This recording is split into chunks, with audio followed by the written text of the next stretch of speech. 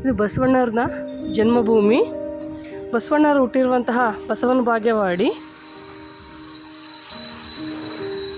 ಅವ್ರ ಮನೆ ಯಾವ ರೀತಿ ಇದೆ ಅಂತಂದೇಳಿ ನೋಡ್ತಾ ಹೋಗ್ತಾ ಇರೋದು ನಾವು. ಬೆಳಗ್ಗೆ ನಾವು ಎದ್ದು ಹರಿಬರಿಯಾಗಿ ಬಂದ್ವಿ ಇಲ್ಲಿಗೆ ಬಸವನ ಬಾಗೇವಾಡಿಗೆ. ಅದರಲ್ಲಿ ಅವ್ರ ಮನೆ ಯಾವ ರೀತಿ ಇದೆ ಅನ್ನೋದು ಹೇಳಿ ನೋಡ್ತಾ ಹೋಗೋಣವಾ.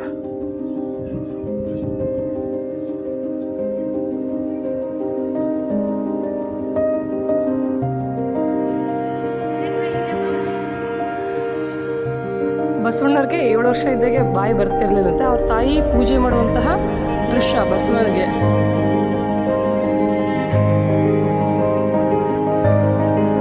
ಅದೇ ರೀತಿಯಾದಂತಹ ಬಸವಣ್ಣ ಹೋಮ ಹವನ ಮಾಡ್ತಿರೋಂಥ ದೃಶ್ಯ. ಅವರಿಗೆ ಆ ಸಂದರ್ಭದಲ್ಲಿ ಮಾತು ಬರ್ತಾ ಇರಲಿಲ್ಲ. ಅವರು ಬ್ರಾಹ್ಮಣನಾಗಿರುವಾಗ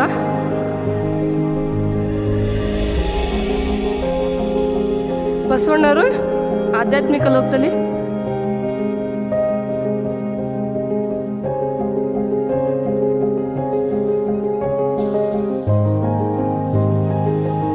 ಬಸವಣ್ಣವರು ಆಧ್ಯಾತ್ಮಿಕ ತತ್ವನ ಸ್ವೀಕರಿಸಿದಂತಹ ಇದು.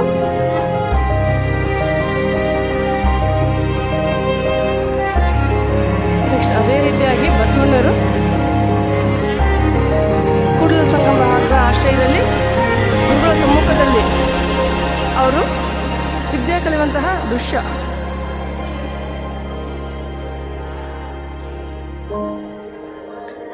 ಬಸವಣ್ಣರು ಬಿಜ್ಜಳನ ಆಸ್ಥಾನದಲ್ಲಿ ಮಂತ್ರಿಯಾಗಿರುವಂತಹ ದೃಶ್ಯ ಇದು.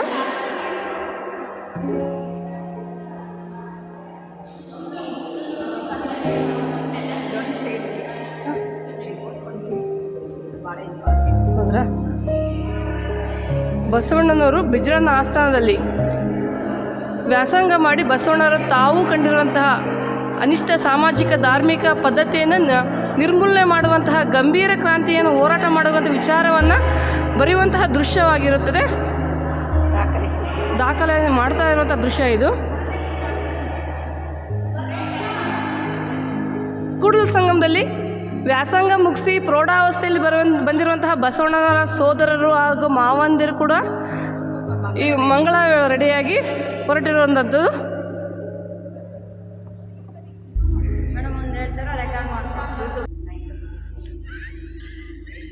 ಬಸವಣ್ಣನವರು ತಾಯಿ ಮಡಿಲಿನಲ್ಲಿ ಮಲಗಿರುವಂತಹ ದೃಶ್ಯ ಇದು.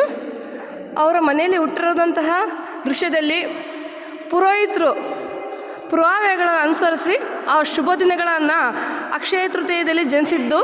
ಇವರು ಒಬ್ಬರು ಸನ್ಯಾಸಿತ್ವ ಸ್ವೀಕಾರ ಮಾಡ್ತಾರೆ, ಒಂದು ಜಗತ್ ಪ್ರಸಿದ್ಧಿಯಾಗಿ ಬಸವಣ್ಣ ಆಗ್ತಾರೆ ಅಂತಂದೇಳಿ ತೋರಿಸುವಂತಹ ದೃಶ್ಯ ಇದು. ಶ್ರೀಮತಿ ಸುಶೀಲಾ ಸೋಮಶೇಖರ್ ಇವರು ರಾಜ್ಯ ಮಟ್ಟದ ಕದಳಿ ವೇದಿಕೆಯ ಸಂಚಾಲಕ. ಅವ್ರನ್ನ ಭೇಟಿ ಆಡಿದ್ದು ನಮಗೆ ತುಂಬ ಖುಷಿ ಆಗ್ತಾಯಿದೆ. ನಾವು ಕೊಟ್ಟೂರಿನ ಕದಳಿ ವೇದಿಕೆಯ ಅಧ್ಯಕ್ಷರು. ನೀವನ್ನ ಕೊಟ್ಟೂರು ಈ ಒಂದು ತಾಲೂಕಿನಿಂದ ಬಂದಿರುವಂತಹ ಎಲ್ಲ ಸೋದರಿಯರಿಗೂ ಕೂಡ ನಾನು ಶರಣ